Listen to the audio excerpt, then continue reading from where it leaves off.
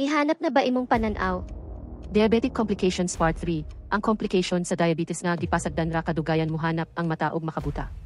Ang unang komplikasyon kay ang diabetic retinopathy. Kasagaran maapektuhan ang duha ka mata. Tungod sa kataas sa glucose, madamage ang retina, nga light-sensitive tissue sa likod sa atong mata.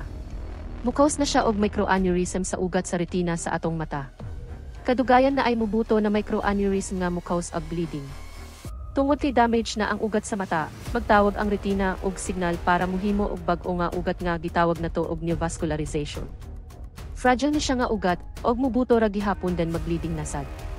Ang sunod og common na komplikasyon kay ang cataract. Tungod sa kataas sa asukar, mo-deposit kini sa lens, mag-accumulate kadugayan mag-cloudy ang lens. Ang last na complication kay glaucoma nga tungod rasad sa diabetic retinopathy. Normally na ay clear fluid ang mata para mo-provide og nutrients, but if kung na ay bara mo cause ni siya og taas nga pressure sulod sa mata. Ang abnormal nga ugat kay motubo gawa sa retina dayon mo block sa fluid aron dili na makapagawas ang tubig sa mata.